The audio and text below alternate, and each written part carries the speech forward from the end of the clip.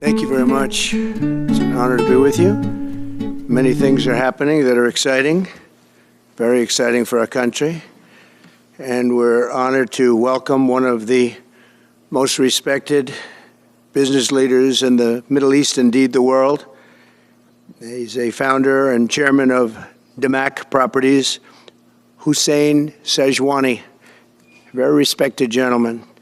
And I'm thrilled to announce today that Damac will be investing at least $20 billion over a very short period of time into the United States, and they may go double or even somewhat more than double that amount of money.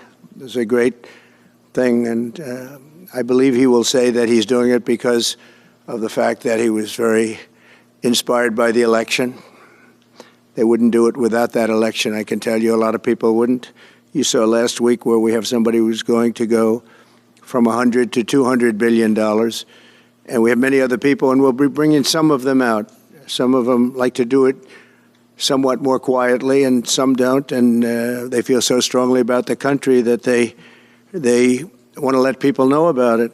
But it's an honor to have such a great investor investing in our country. The investment will support massive new data centers across the Midwest, the Sunbelt area, and also to keep America on the cutting edge of technology and artificial intelligence. He's very big into the data centers, and that's going to be a very hot item in the coming years, as you know, with AI.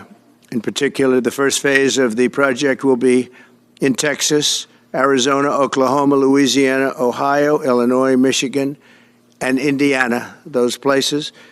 And Hussein, I'd love you to come up and say a few words. Thank you very much. Thank you. Thank you. Thank you, Mr. President. It's been amazing news for me and my family when he was elected in November. We've been waiting 4 years to increase our investments in U.S. to a very large amount of money. We are a company operating in more than 20 countries around the world. We have delivered more than 45,000 luxury units and another 45,000 in the pipeline. In data center, we are in 10 countries around the world, in Asia, Europe, and Middle East. And we're very, very excited now with his leadership and his open strategy and policy to encourage businesses to come to U.S. For the last 4 years, we've been waiting for this moment. And we're planning to invest $20 billion and even more than that if the opportunity in the market allow us. But at the moment, we're planning $20 billion in data center, catering for the AI and cloud business for the hyperscalers. Fantastic. Thank you, Mr. Great President. honor. Thank you very much. So nice. And that man knows what he's doing. He knows. So, Hussein, we're going to work with you and make sure everything goes smoothly. We have powers that haven't really been used in terms of environmental. If you invest over $1 billion in the United States, we're going to give expedited reviews to everybody because everyone's afraid they're going to come in and get caught in the quagmire, which is very prevalent in the United States, unfortunately, the quagmire of environmental and various other regulations and rules. And I made it a point of telling people if you invest $1 billion or more, and we'll do this for people with far less, too. But we guarantee it. We're going to move them quickly through the environmental process. Sometimes people are held up 12, 13, 14, 15 years. I saw it with plants in Louisiana where I got it approved in literally a week.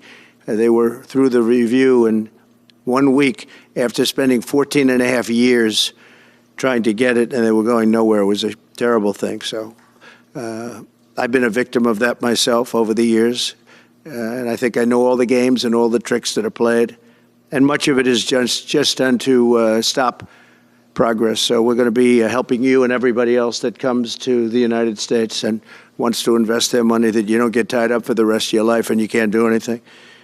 This commitment further underscores that many of the greatest business leaders on earth are seeing a very bright economic future for America since the election. As you know, a lot of positive things have happened. We are inheriting a difficult situation from the outgoing administration, and they're trying everything they can to make it more difficult. Inflation is continuing to rage, and interest rates are far too high. And I've been disappointed to see the Biden administration's attempt to block the reforms of the American people and that they voted for. We had a landslide election. We won every swing state. We won the popular vote by millions and millions of people. Nobody even knows how many people, millions. And they're still counting in some areas. You know, they're still counting the vote in some areas. Can you believe this? What a place. What a horrible place. One of the things we're going to do is we've got to fix the election so that we get honest counts and they get done by 10 o'clock in the evening or something thereabouts. They have places where they're still counting votes. President Biden's actions yesterday on offshore drilling, banning offshore drilling, will not stand. I will reverse it immediately. It'll be done immediately. And we will drill, baby, drill. And we're going to be drilling in a lot of other locations. And the energy costs are going to come way down. They'll be brought down to a very low level. And that's going to bring everything else down. That's what caused it to go up, along with the ridiculous spending on the Green New scam. All this money, trillions of dollars. It's like throwing it right out the window, what they're doing. And they're trying to spend so much now. They're just taking money and giving it to anybody that wants it for any project at all, if it's certified under the Green New scam. And they don't work, and it's too expensive. And, you know, they told me that we're going to do everything possible to make this transition to the new administration very smooth. It's not smooth because they're doing that. They're playing with the courts, as you know. They've been playing with the courts for 4 years, probably got me more votes because I got the highest number of votes ever gotten by a Republican, by far, actually, by a lot. And, you know, we had a great election, so I guess it didn't work. But even to this day, they're playing with the courts. They have their friendly judges that like to try and make everybody happy on the Democrat side. It's called lawfare. It's called weaponization of justice, and it's happened at a level nobody's ever seen before. So many. I defeated deranged Jack Smith. He's a deranged individual. I guess he's on his way back to The Hague.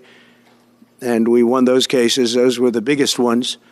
And the press made such a big deal out of them, but we did nothing wrong. We did nothing wrong on anything. And the people saw that. You know, when they vote, when a Republican, it's not easy for a Republican. When the Republican wins the popular vote by millions and wins all 7 of the swing states, people said, well, he could win 4. We won all 7, and we won them by a lot.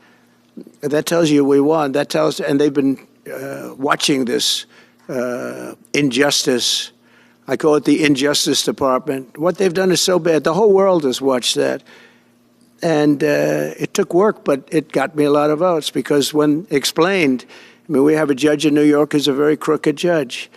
I'm under a gag order. I can't even talk about aspects of the case that are the most vital aspects. I'm under a gag. Do you know that I'm the president-elect of the United States of America? I'm a former very successful president. We had the greatest economy in the history of our country. We had borders that were sealed and beautiful. Everything was good. We had no wars. We defeated ISIS. We had no wars. Now I'm going into a world that's burning with Russia and Ukraine, with Israel. You took a look at that attack on October 7th, the attack on Israel, with the horrible way they got out. Not the fact that they got out. I would have been out before them. But we would have been out of Afghanistan with dignity and strength as opposed to looking like a bunch of fools with 13 dead and many, many badly, horrifically injured. Nobody ever talks about them. No arms, no legs. Nobody ever talks about them. The way they got out was outrageous, leaving billions of dollars of brand new military equipment that I bought in the hands of the Afghans and specifically the Taliban. It's the group.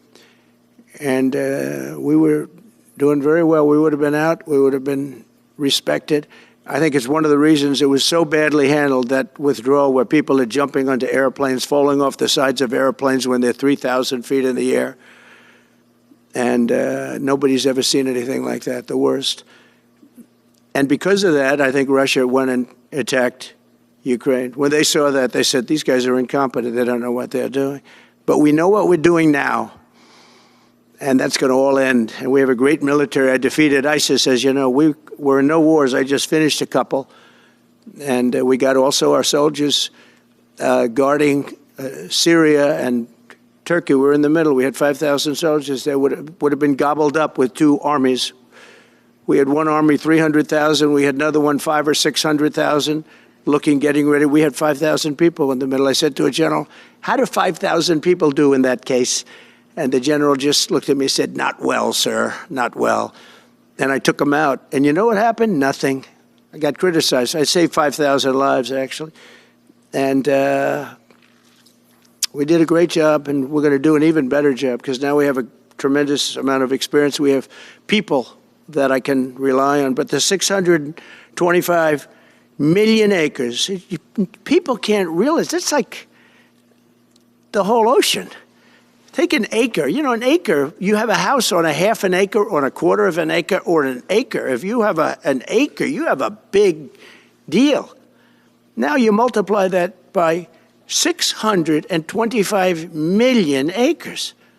It's like, feels like the whole ocean. And that's our strength, you know. People can say we manufacture, we don't manufacture. The thing we have oil and gas more than anybody in the world. We're going to have more of it, too. But they took away 625 million acres of offshore drilling. Nobody else does that. And they think they have it, but we'll put it back. I'm going to put it back on day one. I'm going to have it revoked on day one. We'll go immediately if we need to. I don't think we should have to go to the courts. But if we do have to go to the courts, you know, they try to be sneaky. They go in and they sign. Remember, this is a man that said he wants the transition to be smooth. Well, you don't do the kind of things. You don't have a judge working real hard to try and embarrass you, because I did nothing wrong. By the way, I did nothing, absolutely nothing wrong. If I did something wrong, I wouldn't be standing here right now because I've won all these cases. Nobody's ever won so many cases as I have against the Justice Department. I mean, Jack Smith had cases all over the place. People were being subpoenaed. Lives were being ruined. They were spending everything they had, money. We were helping them out. We had to. They were subpoenaing people that had no idea what they were even talking about.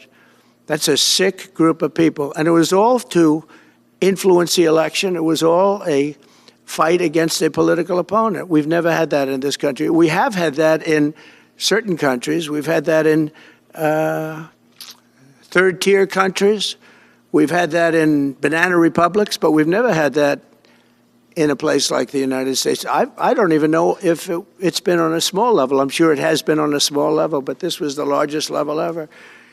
They brought this moron out of The Hague. He's a mean guy. He's a mean, nasty guy. His picture was perfect, because you look at his picture, you say, that's a bad guy with his robe, his purple robe.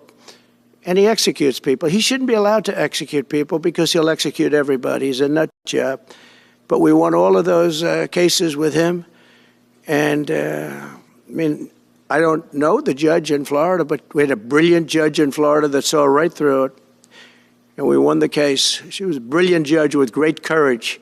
You know, the left, as we call them, the radical left, they have a way, they play the ref, and they play it very hard. They play the ref.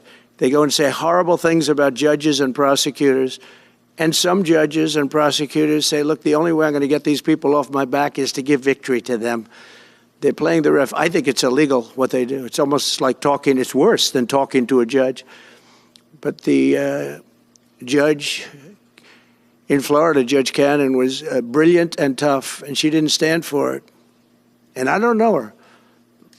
And never met her until the case, and I don't believe I said even one word to her. But she was very, very strong and very, very brilliant. And her opinion was so brilliant that they dropped their appeal. They couldn't beat the appeal. So that's what we're up against. So they say we're going to have a smooth transition. All they do is talk. It's all talk.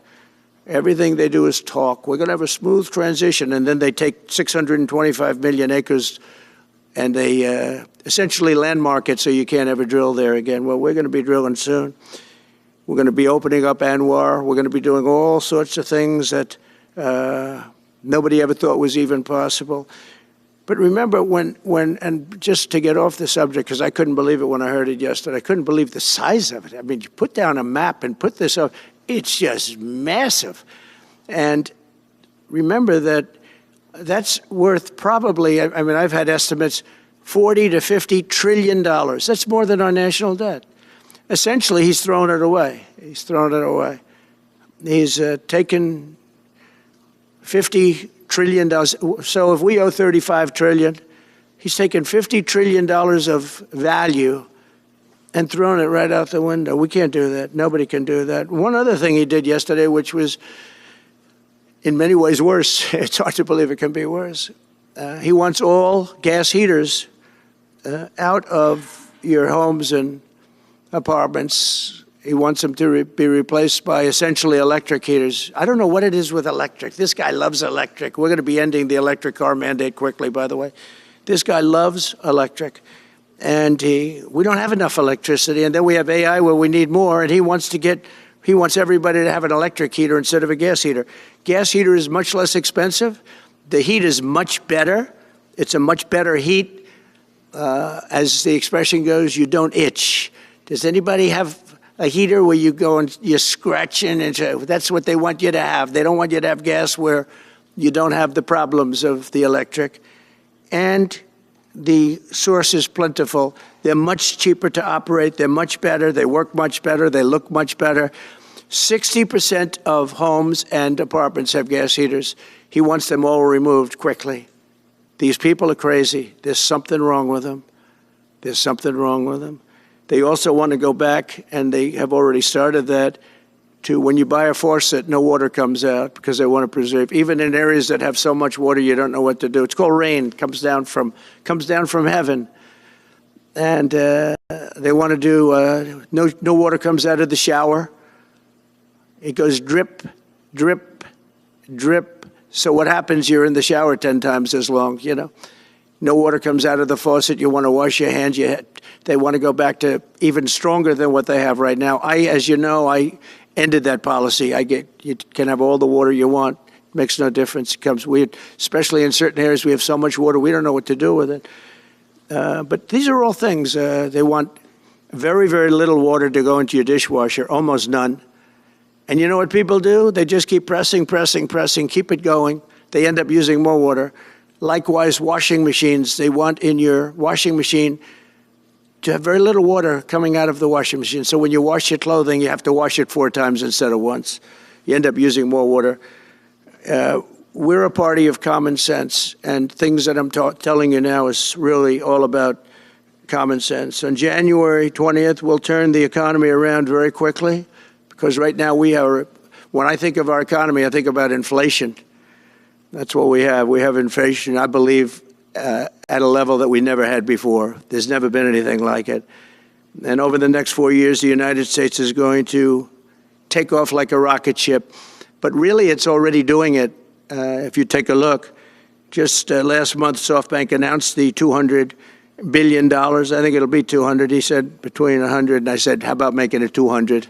And he sort of said yes, but let's say it's 100, but it might be 200, right, Brian? Dollars, United States, creating more than 100,000 jobs. Hussein just announced a tremendous investment that he's going to make, and that's money that's in the bank. He's going to come and do it, and he'll do a great job, and he'll build the best centers in the country, I guarantee, because I know the way he builds. Since my election, the stock market has set records. The S&P 500 index has broken above 6,000 points for the first time ever, never even close. In a single month, small business optimism soared 41 points. It's not a 41. It went up 41 points. And that's the largest in the 39-year history of the group that does it. According to Gallup, the American people's confidence in the economy has just surged to the highest level in history. That's why I have a news conference like that. I take the greatest business leaders in the world. I say, hey, do you want to say you're going to invest the money? They're not looking for news conferences. They're saying, what am I doing here? They go in and they invest money. But it's good to know where the smartest business people in the world are investing, and they're investing in the United States. So we've done this all in 2 months of not being there. You know, we haven't been there. And It's pretty amazing, and we think we're going to do some really great things, really great things. We're being respected again all over the world. The Panama Canal is a disgrace, what took place at the Panama Canal. Jimmy Carter gave it to them for $1, and they were supposed to treat us well. I thought it was a terrible thing to do. You know, it's the most expensive structure ever built in the history of our country, relatively. It would be the equivalent of substantially over $1 trillion today. We lost 38,000 people. Think of it, 38,000 people, they died from malaria, mosquitoes. They were unable to stop the mosquitoes. They paid people 5 times more to take the job. Many of those people died. We gave it away for $1. But the deal was that, you know, they have to treat us fairly. They don't treat us fairly. They charge more for our ships than they charge for ships of other countries. They charge more for our Navy than they charge for navies of other countries. They laugh at us because they think we're stupid, but we're not stupid anymore. So the Panama Canal is under discussion with them right now. They violated every aspect of the agreement, and they morally violated it also. And they want our help because it's leaking and not in good repair. And they want us to give $3 billion to help fix it. I said, well, why don't you get the money from China? Because China's basically taken it over. China's at both ends of the Panama Canal. China's running the Panama Canal. And they come to see this Biden, this guy who should never have been allowed even to run for president. Of course, she shouldn't have either, because that never happened. It had to be 2 people, not 1. But they want $3 billion to fix the Panama Canal that's run by China and makes a lot of money, China. One of the most profitable structures ever built, because you have ships lined up back to Florida, frankly, and they just keep going through, and the numbers are staggering, $500,000 to $1 million a ship. And they took it away from us, meaning we gave it to them for $1. But not going to happen. What they've done to us, they've charged us, they've overcharged our ships, overcharged our Navy. And then when they need repair money, they come to the United States to put it up. We get nothing. Those days are over. Working with the Republican majorities in Congress, will cut taxes, slash regulations, raise wages, and boost incomes at a pace the world has not seen before, and certainly not from our country. We had a big chunk of it for the first 3 years prior to COVID coming in my administration. We had the greatest economy in history. We cut the most regulations in the history of our country, and I did that all in 4 years. By 4 times more than any other president cut. We did that in 4 years. And we were just getting started. We'll impose new tariffs so that the products on our stores will once again be stamped with those beautiful words, made in the USA. And we are not treated well, as you know, by Canada. Canada is subsidized to the tune of about $200 billion a year, plus other things. They don't essentially have a military. They have a very small military. They rely on our military. It's all fine, but, you know, they got to pay for that. It's very unfair. I have so many great friends. One of them is the great one, Wayne Gretzky. I said, run for prime minister. You'll win it'll take 2 seconds. But he said, well, am I going to run for prime minister or governor? You tell me. I said, I don't know. Let's make it governor. I like it better. But no, something's going to have to be done. Same thing with Mexico. We have a massive deficit with Mexico, and we help Mexico a lot. They're essentially run by the cartels, and can't let that happen. Mexico's really in trouble, a lot of trouble. Very dangerous place. And we're going to be announcing at a future date pretty soon. We're going to change, because we do most of the work there, and it's ours. We're going to be changing, sort of the opposite of Biden, where he's closing everything up, essentially getting rid of $50 to $60 trillion worth of assets. We're going to be changing the name of the Gulf of Mexico to the Gulf of America, which has a beautiful ring that covers a lot of territory. The Gulf of America, what a beautiful name. And it's appropriate. It's appropriate. And Mexico has to stop allowing millions of people to pour into our country. They can stop them. And we're going to put very serious tariffs on Mexico and Canada, because Canada, they come through Canada too. And the drugs that are coming through are at record numbers, record numbers. So we're going to make up for that by putting tariffs on Mexico and Canada, substantial tariffs. And we want to get along with everybody, but, you know, they have to, it takes two to tango. We're approaching the dawn of America's golden age. It's going to be a golden age for America. We have things that nobody else has. We have more natural resources. We have, number one, nobody knew that until I came along. I made us number one. We were number three. I made us number one in a very short period of time in drilling. And, you know, you can talk about windmills. They litter our country. They're littered all over our country, like dropping paper, like dropping garbage in a field. And that's what happens to them, because in a period of time, they turn to garbage. Most expensive energy ever. They only work if you get subsidy. The only people that want them are the people that are getting rich off windmills, getting massive subsidies from the U.S. government. And it's the most expensive energy there is. It's many, many times more expensive than clean natural gas.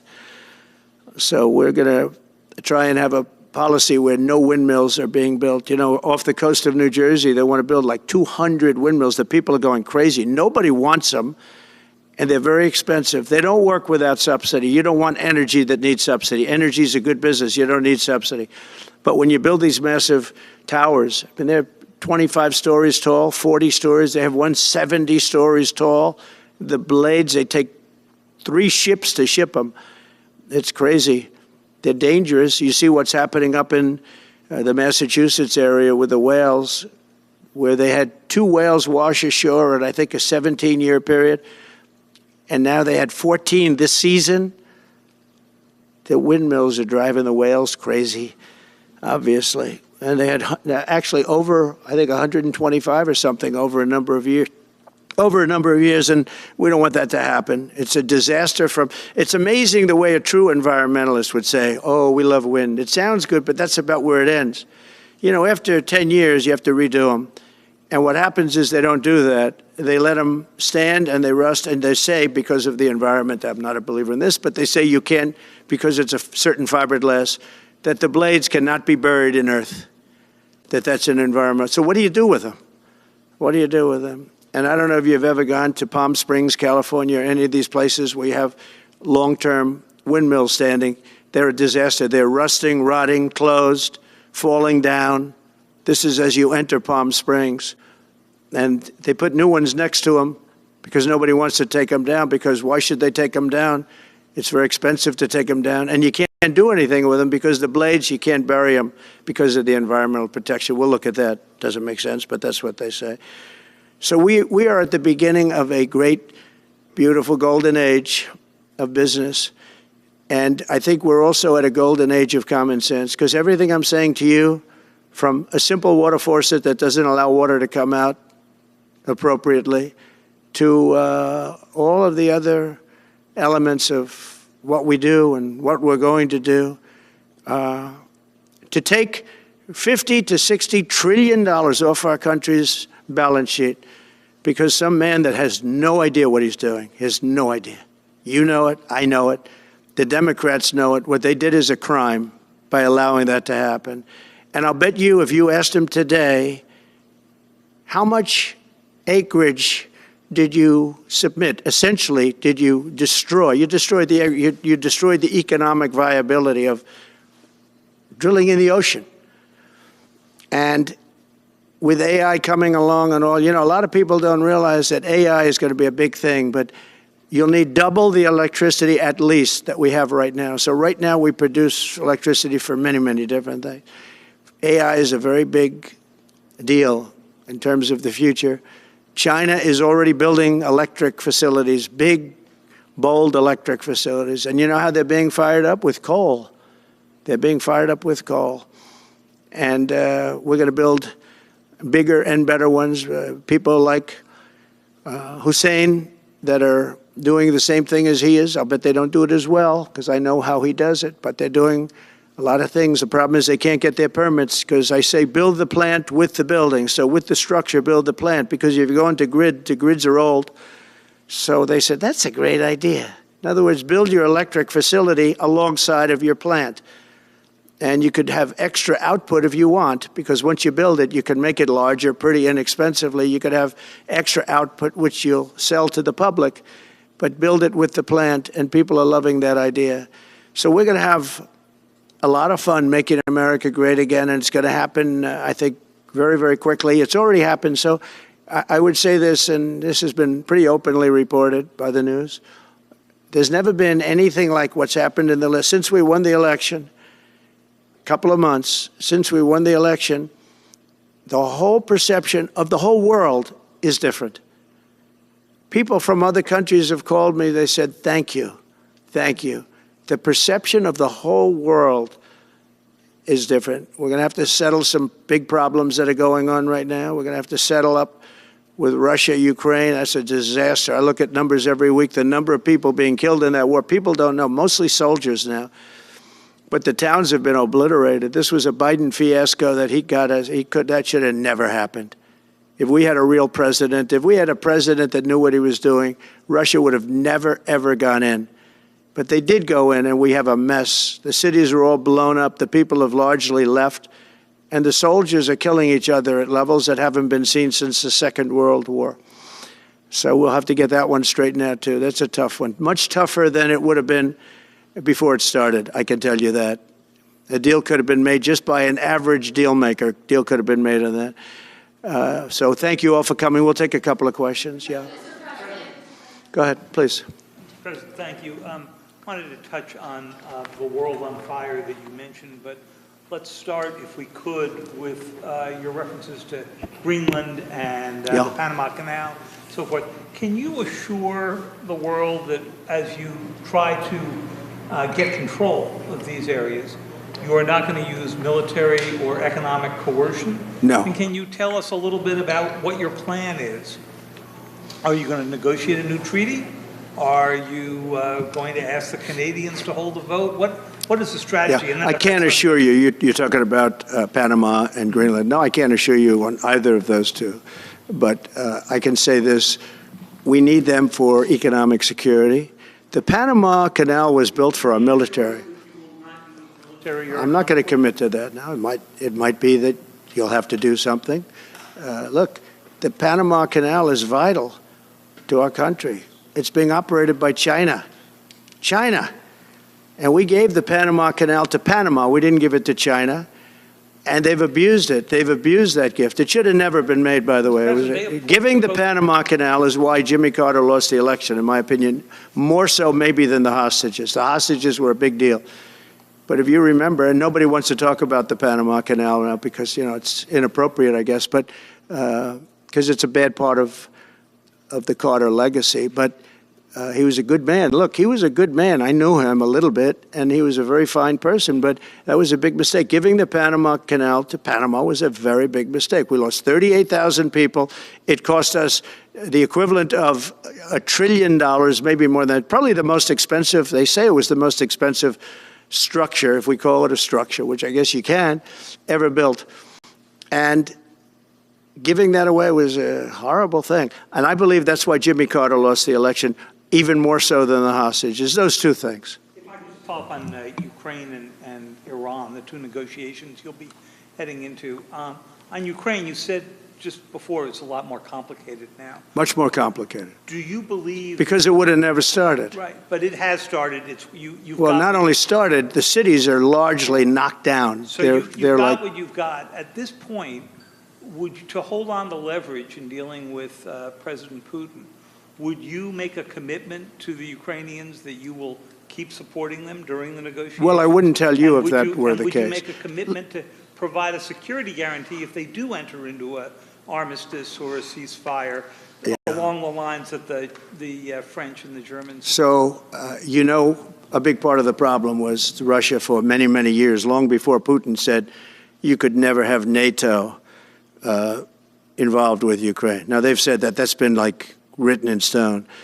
And somewhere along the line, Biden said, no, they should be able to join NATO. Well, then Russia has somebody right on their doorstep, and I could understand their feeling about that. But there were a lot of mistakes made in that negotiation. And when I heard the way that Biden was negotiating, I said, you're going to end up in a war. And it turned out to be a very bad war. And it could escalate. That war could escalate to be much worse than it is right now. They can never join NATO. Well, my view is that it was always understood. In fact, I believe that they had a deal, and then Biden broke it. They had a deal, which would have been a satisfactory deal to Ukraine and everybody else, but that Biden said, no, you have to be able to join NATO.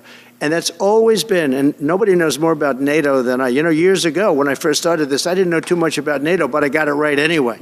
I said, they're taking advantage. I'm the one that got, and the Secretary General was here, as you know, 2 weeks ago, saying that if it weren't for me, NATO wouldn't even exist right now, because I raised from countries that weren't paying their bills. At that time, 28 countries, 20 of them were not paying their bills, 21 to be exact. They weren't paying, or they were paying a very small portion. And I raised over $680 billion. That was the number he gave, by saying, if you don't pay, we're not going to protect you. And as soon as I said that, the money came pouring in. But Obama could have said it. Other people could have said it. Bush could have said it. Nobody said it but me. I took a lot of heat. They said, oh, that's a threatening statement. Well, they weren't paying their bills. I said, we're not going to protect you if you're not paying the bills. So in a true sense, I saved NATO, but NATO's taken advantage of us. And one of the problems that I have, and I've said it openly, I said it to President Zelensky, Europe is in for a tiny fraction of the money that we're in. Now, whether you like that situation or not, Europe is much more affected than the United States. We have a thing called the ocean in between us, right? Why are we in for billions and billions of dollars more money than Europe? And, you know, they're a similar size, a little smaller, but they're a similar size economy as the United States when you add them up. And yet Europe is in for a small fraction of the number the United States is in. Now, Biden could have called them up during the term. That's what I did. I said, you have to pay your bills. And they all, one stood up. I won't say who. You'll probably have it, because the papers, the media hated to report on it. But a prime minister stood up from a country, you know, a famous meeting of 28 nations with no press, no anybody in the room. He stood up. He says, does that mean if we don't pay our bill, and at that point it was 2%, it should be 5%. It should be 5%, not 2%. But at that point it was 2%, but many people didn't pay. Some people didn't pay anything. But many people were way, including Germany. Germany was at less than 1%. You're going to press for 5%? Well, I think NATO should have 5%, yeah. Well, you can't do it at 2%. I mean, at 2%, every country, if you're going to have a country in a regular military, you're at 4%.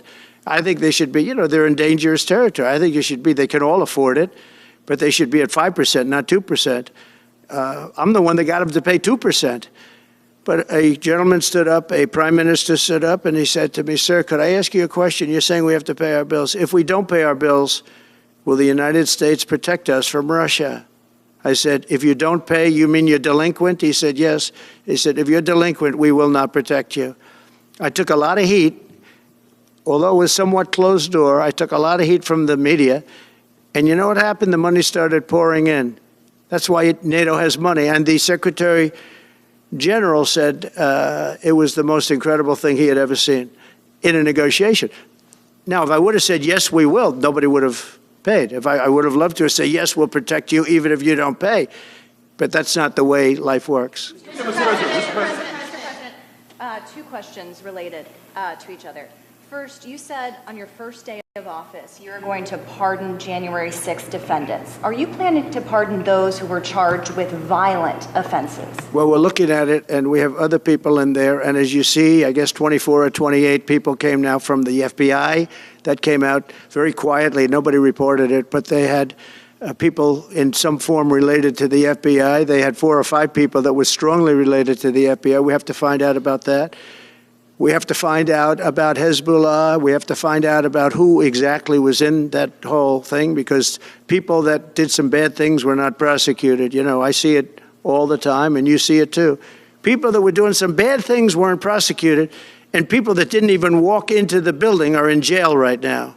So we'll be looking at the whole thing, but I'll be making major pardons. Yes, please. Sorry, just one more follow-up on the previous question. Please. On Jack Smith's report. Good afternoon, Mr. President. It's good to see you again. Two questions about Syria and the ongoing war in Gaza. About Syria, the Pentagon disclosed last month the U.S. has some 2,000 troops in Syria. That's almost double the number initially we were told of 900. Will you keep that troop capacity the same upon taking? Well, I won't tell you that because that's part of a military strategy, but I will say it was Turkey. Turkey's been after that country in different names and different forms and shapes for 2,000 years. Those people that went in are from Turkey. And President Erdogan is a friend of mine. He's a guy I like, respect. I think he respects me also. He's the one that didn't go after certain people after I requested that he not. You know who I'm talking about, the Kurds. I don't know how long that's going to, because they're natural enemies. They hate each other. But he didn't do that yet. And he didn't do it in the past also. He started and I said, please don't do that, and he didn't do it. So, but if you look at what happened with Syria, Russia was weakened, Iran was weakened, and he's a very smart guy. And he sent his people in there through different forms and different names, and they went in and they took over, and that's the way it is. I'm sorry, I don't mean to interrupt you. Do you have concerns about HTS taking control of By the way, I Syria? have the envoy here. Is that in the back? Standing with my son, Eric, is Steve Witkoff, who's just got back from the Middle East, and he's done a fantastic job. He's a great deal maker. I said, what we need there is a deal maker, because nobody makes a deal. We have people that understand where the rivers are and where the meets and bounds are, but they can't talk. They can't make deals. Steve's done a great job. I just want to thank you, Steve. You've been working endlessly for months, and he's working specifically on the hostages, trying to get them back. Well, that was my second question. Is Hamas Steve, come up for a second. Maybe you might want to say a couple of words. Sir, I didn't- Hamas released another hostage I didn't know Steve was going to be here, actually. Neither did I. He's done a fantastic job, and it's a dangerous job, too, and we appreciate it. He didn't know about this kind of danger and the other deal-making he does. Now he sees a lot of big danger. Come on up, Steve. Mr. President, can I ask you a second part of that? Hamas Yeah, released just one another second, hostage please. video. I'm going to give you a little report on the hostages, if I can. Steve? Thank you very much. Thank you, Mr. President. Wow. Well, I think we're making a lot of progress, and I don't want to say too much because I think they're doing a really good job back in Doha. I'm leaving tomorrow back to go to Doha, but I think that we've had some really great progress, and I'm really hopeful that by the inaugural, we'll have some good things to announce on behalf of the President. I actually believe that we're working in tandem in a really good way, but it's the President, his reputation, the things that he has said that are driving this negotiation. And so hopefully it'll all work out and we'll save some lives. I believe we've been on the verge of it. I don't want to discuss sort of what's delayed it. There's no point to be negative in any way. But I think it's the President, his stature, what he said he expects, the red lines he's put out there, that's driving this negotiation. I'm going back probably either this evening or tomorrow night. Are you confident there'll be a deal before January 20th, or is that something that's likely to happen, if there's a deal even at all? And we've been hearing this now for the better part of... I know. I would say... They better be. Right. I would say that the President is exasperated. I don't want to talk for him, but look, I don't know anyone who delegates better than President Trump. He gives us a lot of authority to speak on his behalf, and he exhorts us to speak emphatically. And emphatically means you better get it, you better do this, because the alternative... Do you think they're waiting for President Trump to take office? No, I think they heard him loud and clear. Better get done by the inaugural. But when you say all hell will be Before I paid, take or office. that all hell must be paid if they don't release the You know what that hostages. means, don't you? Well- Do I have to define it for you? Look, all No, I know hell you're not will gonna break out. telegraph If what- those hostages aren't back, I don't want to hurt your negotiation. If they're not back by the time I get into office, all hell will break out in the Middle East. Can you elaborate? And it will not be good for Hamas, and it will not be good, frankly, for anyone. All hell will break out. I don't have to say anymore, but that's what it is. And they should have given them back a long time. They should have never taken them. There should have never been the attack of October 7th. People forget that. But there was, and many people are killed. They're no longer hostages.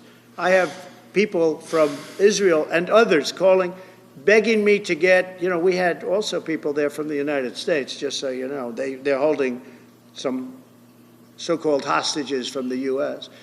But I've had mothers come to me and fathers crying, can I get the body of their son back? Can I get the body of their daughter back? That beautiful girl where they threw her in the car, pulled her by her ponytail and threw her in the car like she was a sack of potatoes. I said, what happened to her?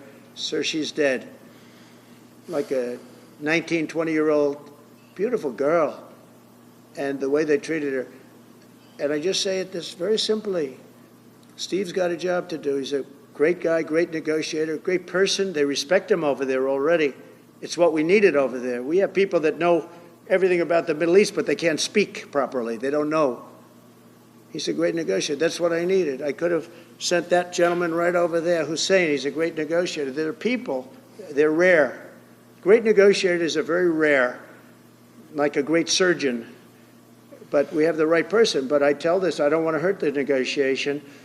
If the deal isn't done before I take office, which is now going to be 2 weeks, all hell will break out in the Middle East. Okay? Thank you, Mr. President. You've done a great job. Thank you. More than 140 police officers were injured by rioters on January 6th. Will you pardon anyone who attacked a police officer? Well, the only one that was killed was a beautiful young lady named Ashley Babbitt. She was killed, and there was actually somebody else that was killed, also a MAGA person, but people don't give it 100% credibility. I'm going to find out about it. We're going to find out. But Ashley Babbitt was killed. She was shot. She had never been shot. She was shot for no reason whatsoever.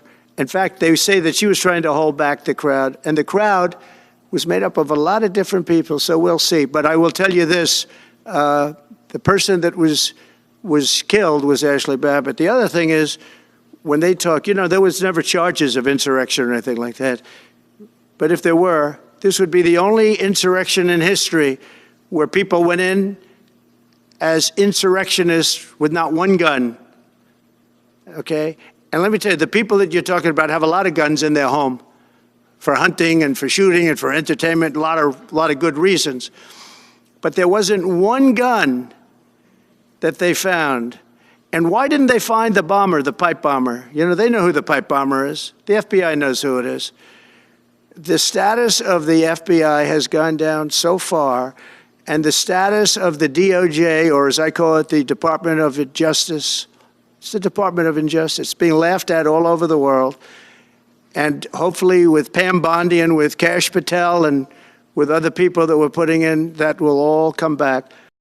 If you do a poll in the FBI, I guarantee I'm at like 90% with the agents of the FBI, but they have hurt that incredible place. Law enforcement, you think of the FBI, they raided this house. By the way, they could have told me, could I see this? I would have given them, I actually told them, come in anytime you want. You can see anything. They raided the house and the case was dismissed. And now I'm in litigation. I'm suing them for doing that. And I feel so badly doing it. I'm the president of the United States and I'm suing the United States, but I'm suing them for other things too. The FBI has gone so, its reputation has been so horribly hurt between Comey, who is the worst, and all of the others. What's happened to the FBI is, and we're going to make it great again. We're going to make the FBI great again. We're going to make the Department of Justice fair and strong, but fair again. Because all they did was attack me because I'm their political opponent. And that includes with local judges like Marchand. You ought to find out. Ask them, why do I have a gag order where I'm not allowed to speak? Think of it. I'm the president of the United States, and I'm not allowed to speak. Why? because if I did speak, people would understand the scam. It's a scam. And we have very dishonest judges, and New York judges are very bad. We had one that valued this house at $18 million because it was good for their case. He actually valued that chandelier is worth more than $18 million. He valued this house as $18 million. And we have another one who was so nasty, so horrible, such a brute, most vicious, vile person. These are New York judges. But we've won most of the cases, so we're very happy about that.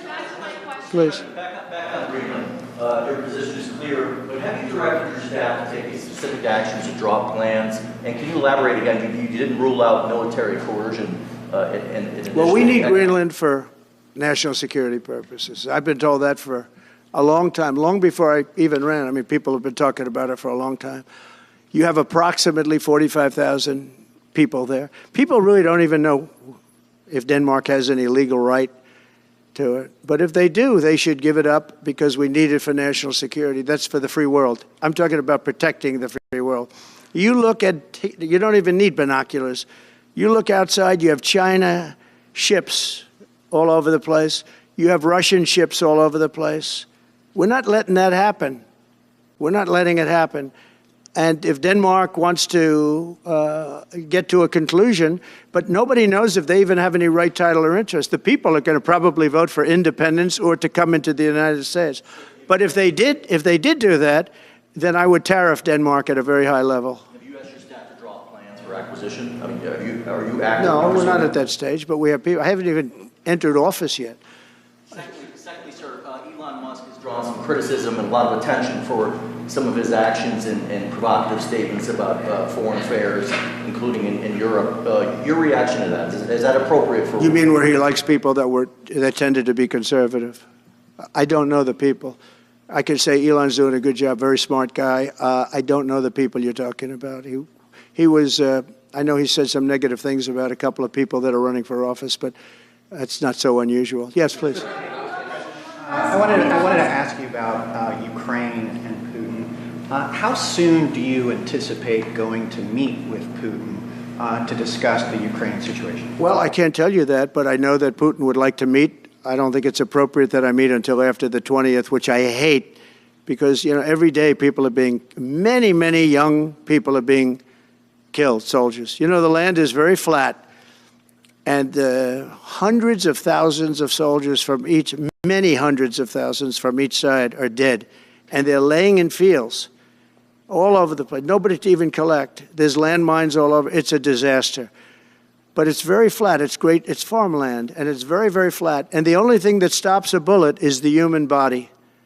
And the human body is stopping a lot of bullets.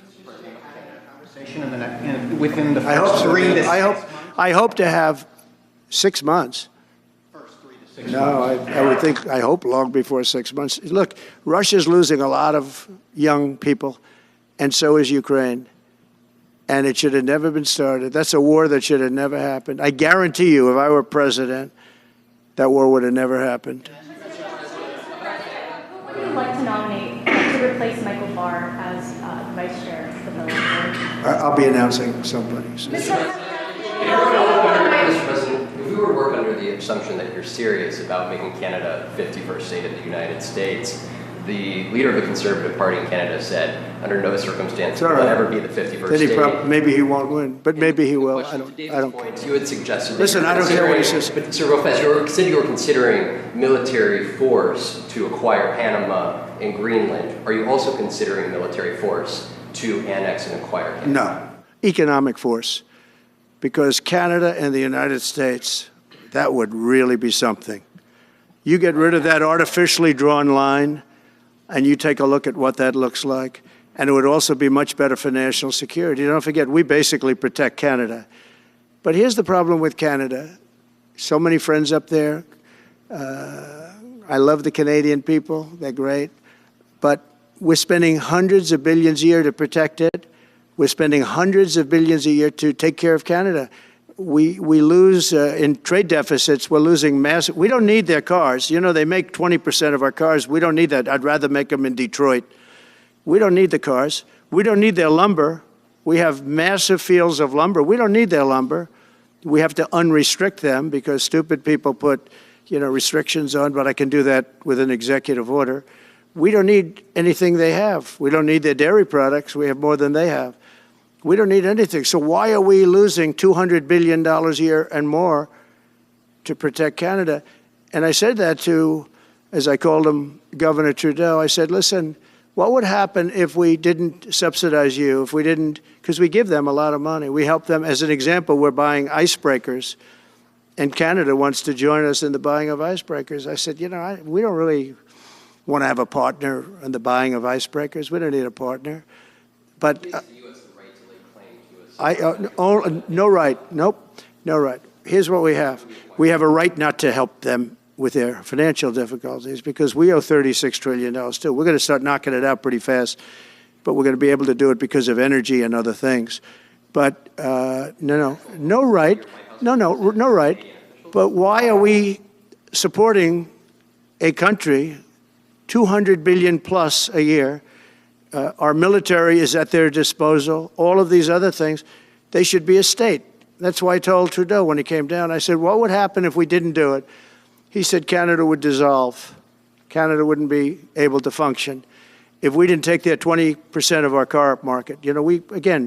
They send us hundreds of thousands of cars. They make a lot of money with that. They send us a lot of other things that we don't need. We don't need their cars, and we don't need the other products. We don't need their milk. We got a lot of milk. We got a lot of everything, and we don't need any of it. So I said to him, well, why are we doing it? He said, I don't really know. He was unable to answer the question, but I can answer it. We're doing it because of habit, and we're doing it because we like our neighbors, and we've been good neighbors, but we can't do it forever, and it's a tremendous amount of money. And why should we have a $200 billion deficit and add on to that many, many other things that we give them in terms of subsidy? And I said, that's okay to have if you're a state. But if you're another country, we don't want to have it. We're not going to have it with European Union either. European Union, we have a trade deficit of $350 billion. They don't take our cars. They don't take our farm product. They don't take anything. And so we're not going to have it with them either. Brian, go ahead. Yes. Happy New Year, by the way. Thank you. We have some breaking news. You may not be aware of this, but it looks like Canada has blocked the DOJ from releasing the Smith's report until further court proceedings. Get your thoughts on that. Wow, that's a big story. Yeah. So if I get it right, the fake witch hunt started by the DOJ having to do with books and records, and Biden had many more, and he wasn't protected by the Presidential Records Act. I was. But all of that fake stuff that took the lives of people, I mean, literally destroyed people. People are destroyed because of what they did. Destroyed. But we got to be president. But Biden did it for 40 years. He did it when he was a senator. That was illegal. And they ruled it was illegal. How about that? They said, it's illegal, but he's unfit to stand trial. So he can stand and be president of the United States, but the prosecutor found that he's unfit for trial. I was going to use that as a major talking point, but I never got to use it because all of a sudden I had a new candidate who was also sort of unfit to stand trial, right? But so what you're saying is that the judge just blocked the, so Cannon was thrown off the case. They dropped their appeal because he had no case. They dropped all of that, the lawsuits against us. They lost the lawsuit. So this is deranged Jack Smith. So he dropped the lawsuits. He was told to by the DOJ because they had no lawsuit. They lost in court in front of a very strong and a very brilliant judge. They lost in court, and that pertained to other cases in other courts. So he wanted to do a report just before I take office, probably. So he'll do like a 500-page report, and it'll be a fake report, just like the investigation was a fake investigation. And I said, well, wait a minute. This guy was thrown off in disgrace. In disgrace. He's going back to The Hague or wherever they're going to send him. In disgrace. Because he failed so badly. Because it was a fake case against a political opponent. They thought they were going to use this to beat me. So what you're saying is I'm just hearing that they're not allowed to issue the report. So if they're not allowed to issue the report, that's the way it should be. Because he was thrown off the case in disgrace. Why should he be allowed to write a fake report? It'll only be a fake report. That's great news. Yeah. Good. And if I can just follow up real quickly, you want to comment, many Americans are angry that we're sending millions of dollars every month to the Taliban. Do you anticipate? It's not even believable.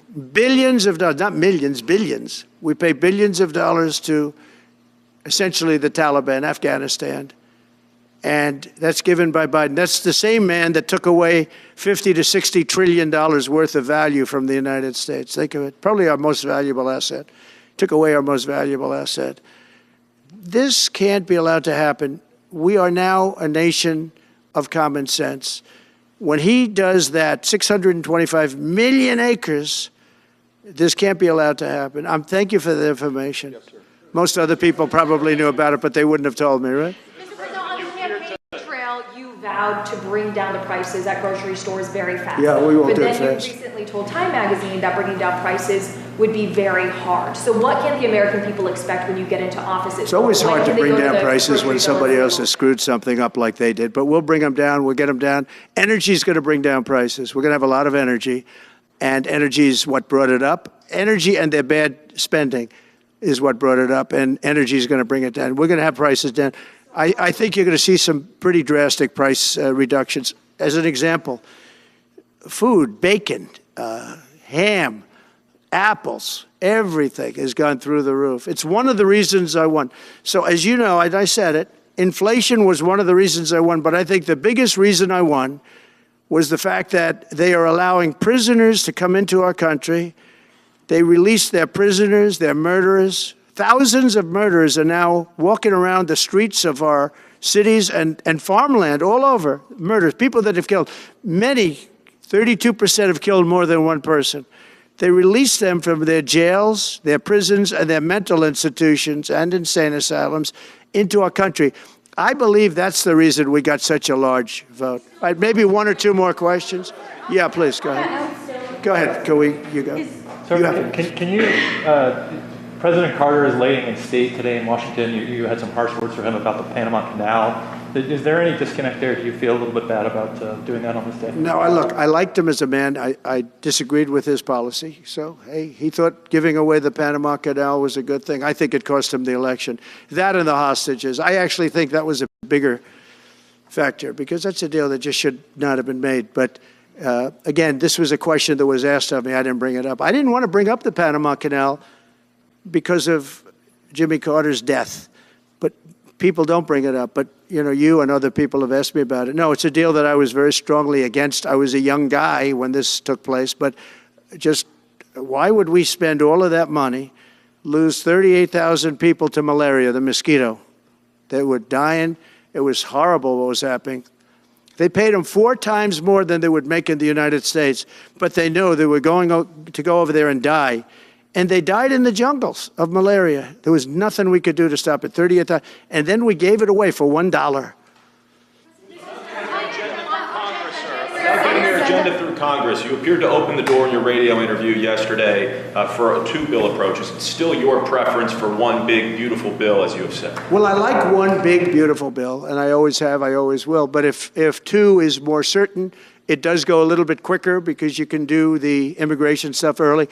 Now, you have to understand, for immigration and for the wall, we won the case on the wall. You know, they tried to sell the wall for 5 cents on the dollar, by the way. And we had, fortunately, a judge that stopped that. But they were already discarding the wall. And 5 cents on the dollar. And you know what they were doing? They were calling us up and saying, we'll sell it back to you at 200 cents. In other words, double what we paid for it. So they were going to buy it from this guy for 5 cents on the dollar. They were making deals. And fortunately, we had a very smart judge that stopped it cold. I think he called for an investigation, too, and he should. But think of it. They were selling the wall that was exactly the wall that the Border Patrol wanted. That was designed by them. Steel, concrete, rebar, exactly as they want. Very, very heavy steel, very powerful steel, hard to cut. Very, very heavy 7,000-pound concrete, which is a very strong concrete. Everything was top of the line. Very expensive. Would be double what we paid for it then, 6 years ago. But let me just tell you, they were selling it for 5 cents on the dollar to people, and those people were calling us, asking us to pay them 200 cents because it's a good deal because we can have it immediately. And you know what immediately is? Just leave it in place. No, the papers haven't written that, though. That deal is like all the other things that these people do. These people either hate our country or they're very stupid. And I don't believe they're stupid because nobody can cheat on elections like they cheat and be stupid. They either hate our country or they're stupid. So remember what I said, because nobody wants to report it. They were selling the wall for 5 cents on the dollar and trying to resell it back to us for 200 cents or less, but for 200 cents on the dollar. That's a nice return. Today announced that it will stop putting fact checks on posts on its website. And Meta said today it would stop putting fact checks on its website and instead allow community. Well, I watched their news conference, and I thought it was a very good news conference. I think they've come a long way. Meta, Facebook. I think they've come a long way. I watched it. The man was very impressive. I watched it on Fox. I'm not allowed to say that. Say it? Do you think he's directly responding to the threats that you have made to him in the past? With Probably. Yeah, probably. The last time you were here, you were asked a question about the U.S. possibly launching a preemptive strike on Iran. You said you wouldn't answer that question. On who? Obviously, on Iran. The U.S. launching a preemptive strike on Iran's nuclear facilities. And I said I don't talk about it. It's a military strategy. But it is a legitimate question. It's not really, because only a stupid person would answer it. Look, it's a military strategy, and I'm not answering your questions on military strategy. All right, one more. Brian, go ahead. Brian. Could you give us a preview of what you might be talking to leaders of Congress who are expected to come here in the next couple of days? And you've got a very supportive Congress behind you. Yeah, they're great. So we have a wonderful Republican Congress. We have a leader that I have a lot of confidence in. I think he's going to be hopefully a great leader, a great speaker. And we have a leader, by the way, in the Senate I think has been great. John Thune has been doing a fantastic job. But it goes through the House first. And the question is whether or not we do the 2 bills or 1 bill. And, look, I can live either way. I like the idea of the one big bill, but I can live either way. But they'll be coming down. The senators also will be coming down. And then ultimately we'll be meeting in the White House in a few weeks. But right now this is the winter season. They sort of call this the winter White House. It was built, I don't know if you know this, Marjorie Meriwether Post and E.F. Hutton built this. It was the greatest of all the estates in our country. And I saved it, and I got a lot of credit for saving it. Most of these big, great houses have been knocked down in Palm Beach, just about all of them, actually. And they, you'd build 10 mansions on one site, but we saved it. But this was built as the Southern White House, and she gave it to the government. And, by the way, Jimmy Carter gave it back. He said it's too expensive for the United States. So I didn't realize that. Real quick, I was just told. Actually, Jimmy Carter, Nixon was through Watergate. He came down. Nixon came here once. And he thought it was incredible, but he had a thing called Watergate, if anybody remembers that.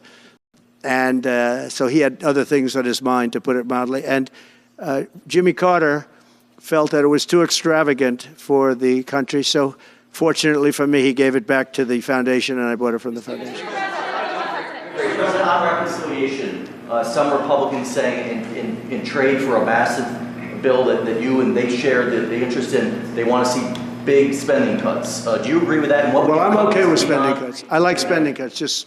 I'm on the record for spending cuts. And the debt ceiling was given to us. It shouldn't have been, but it was put in our lap. And what I want in terms of debt ceiling isn't the ceiling. I just don't want to see a default. That's all I want. I never talked about spending more money necessarily than all I want to see is no default. Because nobody knows what would happen if there was a default. It could be 1929 and it could be nothing. But that was put into our lap, and it shouldn't have been, but it was, and so we'll handle it. But debt ceiling is not about raising a lot of money. It's really just about extending it. I just want to see an extension. On immigration, how much can you do by executive order? Are you planning to do on executive order when it comes to immigration? And how much do you want Congress to tackle this issue? And also on day one, well, I had the safest border in the history of our planning? country by far. You remember the famous chart that I brought down. I love that chart very much for a lot of reasons. But I have the safest border by far in the history of our country. And when I took it over, it was a mess. Nothing like it is now. This is 10 times worse. I got elected because of the border the first time, and I think I got elected largely because of the border the third time. And the second time I did equally well. Well, not as well as the last time, but I did very well. And I will say, this was too big to rig. You know the expression? Too big to rig. They couldn't do it. They tried, but they couldn't do it. I didn't get very much from Congress at all. I just said that we're being invaded, and I took the money out of the military. Much of the wall, I built over 500 miles of wall. Much of that wall was built through money that I put into the military. We took it out because we couldn't get things from Congress in those days, and we took it out. And that wall was built largely with money coming from the military. So, very simple. I went to the military, I said, our country is being invaded by very similar, nothing like what's invading our country now. They weren't releasing prisons into our country, and they weren't releasing mental institutions in, but some bad dudes were coming in, right? And I said, our country is being invaded. And I took that money largely from the military. I was sued 9 times by the Democrats in Congress, and I won all those suits. And we ended up building 571 miles of wall. Once that wall was built, they start going around it. So we're going to add another 200. That would have been up in 3 weeks. And then we had a very unfortunate election result. And they said, we don't want to put it up. We'll sell it.